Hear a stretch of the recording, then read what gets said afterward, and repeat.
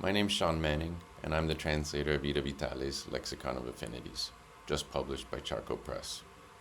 This is the second book I've done for Charco, and my second translation of Ida's work.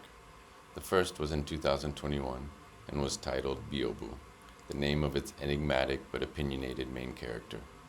In that book, there's a privileged third-person narrator who shares with us Biobu's careful attention to the details of life around him in a series of short, poetic texts written in prose. Now, in Lexicon of Affinities, we get to be the privileged ones and hear Ida's voice often speaking in the first person, throughout this personal and alphabetical collection of the various elements that have inspired her attention over her 101 years of life. These include artists like Jorge Luis Borges, Paul Klee, Giorgio Morandi, and Alvaro Mutis. Things like cemeteries, museums, telephones, and windows, animals like giraffes, ostriches, sparrows, and turtles, and feelings and ideas like boredom, ingenuity, sadness, and time. But this book not only embraces a wide range of topics plucked from the nostalgic magma of her biographical and literary experiences. Each entry also takes on its own essential shape, varying in genre from single verses, short stanzas, and full sonnets, to single sentences, short paragraphs, and text that span several pages. The diversity of these voice, topic, genre creations was one of the most enjoyable and challenging aspects I encountered during this translation. My approach was to treat each entry on its own terms, respecting its formal aspects and preserving its tone, which could be more or less poetic or more or less narrative. And little by little, they came together to form a new lexicon in English, with its own A's, B's, and Z's. Also challenging was Ida Vitale's use of language. She doesn't waste her words. Each one is exquisite, necessary, precise, creating meticulously constructed constellations from the echoes between them. Many times her fondness is not solely for the thing the word evokes, but for the word itself, in Spanish, its sound, its etymology, or its place in her memory.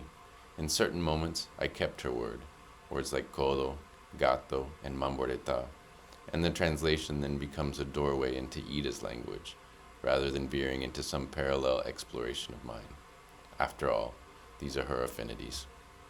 There's much to discover in Lexicon of Affinities, and one of the most important things it offers is an unquenchable curiosity to appreciate the things we see by looking closer at them, thinking about them, and wanting to understand them more. I hope the reader's curiosity will be excited by these entries, that by seeing what Ida Vitale has noticed, they feel compelled to pursue it further on their own, dictionary in hand. I'd like to read one entry from the book titled Autumn. Rust-covered parterres, sparse roses, rickles of ragged branches, embers on the brink of extinction, ruins reduced to the passion for rebirth when it is over. Also the faithful perfume of the last flowerings, the first expirations.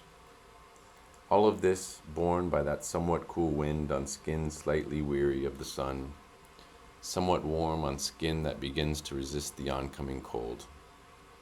Autumn is tinted with the perfections we attribute to summer, the resentments with which we surround the winter. A linear, not cyclical, Renaissance, not modern, vision of time.